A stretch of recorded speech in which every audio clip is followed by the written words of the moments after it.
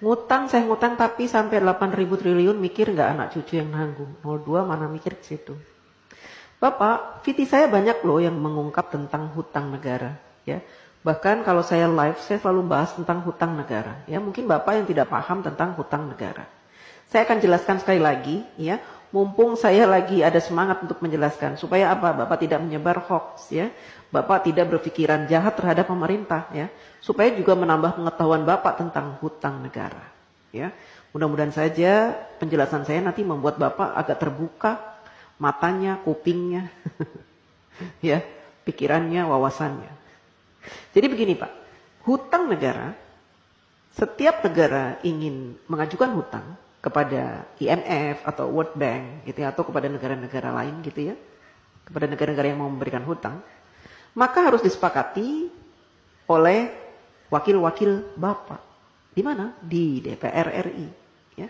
Bentuk negara kita memang mempunyai aturan seperti itu. Presiden tidak bisa memutuskan segala sesuatunya, apalagi perkara hutang sendirian. Jadi harus dinegosiasikan dengan DPR. Dan DPR punya peraturan bahwa negara tidak boleh berhutang, ya, yang mana pembayarannya, cicilannya itu melebihi 60% dari penghasilan negara. Ya. Nah, saat ini sejak Bapak Jokowi menjadi presiden, hutang negara kita itu tidak lebih dari 35%. Artinya jauh di bawah batas maksimal berhutang yang ditentukan oleh DPR RI, yaitu 60%. Artinya apa? Kita masih berada di ambang aman. Ya. Dan saat ini Indonesia terkenal sebagai negara yang hutangnya sedikit.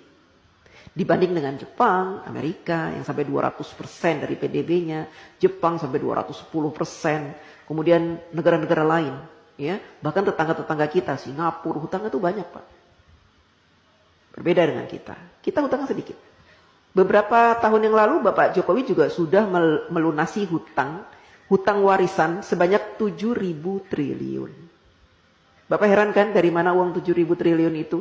Kok Pak Jokowi bisa membayar? Karena Bapak Jokowi selama ini melakukan penghematan pengeluaran APBN. Dengan cara apa? Dengan cara tidak menggunakan APBN untuk pembangunan negara. Bapak Jokowi mensiasati pembangunan negara dari para investor, baik dalam maupun luar negeri. Sehingga APBN-nya utuh, tidak diutak-atik. APBN yang ada khusus digunakan untuk kepentingan rakyat, seperti subsidi, kemudian bansos, BLT, PKH, dan sebagainya itu Pak. Ya, Bapak harus tahu. Jadi kalau Bapak bilang hutangnya sampai 8.000 triliun itu, seandainya saat ini hutang kita 8.000 triliun, itu sedikit Pak. Dibanding dengan PDB kita tuh sudah banyak sekali Pak. Itu jumlahnya cuma 35% dari penghasilan kita. Penghasilan negara maksudnya. Ya Pak? Jadi masih di ambang batas wajar. Anak cucu kita nanggung. Tidak Pak. Dulu juga gitu. Katanya Pak Harto berhutang banyak sampai 20.000 triliun. Nanti anak cucu nanggung. Saya tidak merasa menanggung. Saya sudah dewasa, sudah besar, sudah tua setua ini. Tidak pernah saya merasa menanggung beban hutang negara. Tidak. Itu kan hanya kiasan-kiasan yang diberikan oleh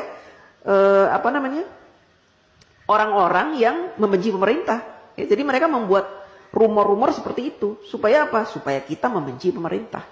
Kan gitu. Kita awam, orang awam tidak pernah diberikan pemahaman tentang hutang negara. Sehingga yang ada di pikiran kita, hutang, negara berhutang nanti anak cucu kita akan membayar. Tidak Pak. Ya. Selama pemerintahan itu baik, memberikan kesejahteraan kepada kita, memberikan gaji UMR yang pantas, ya, kemudian memberikan peluang-peluang untuk usaha sehingga kita punya penghasilan setiap bulan dan memberikan lowongan-lowongan pekerjaan yang sangat banyak, maka kita tidak terbebani oleh hutang negara, Pak. Ya, apalagi sekarang pemerintah sudah membuka banyak sekali lowongan dengan dibukanya smelter-smelter, proyek-proyek hilirisasi, itu akan membuka ratusan ribu lowongan pekerjaan, Pak, buat bangsa Indonesia, dan itu akan menjadi penghasilan yang akan dinikmati dan sehingga kita tidak dibebani oleh hutang itu. Hutang negara tidak dibebani Pak. Jadi Bapak jangan sok tahu, ya.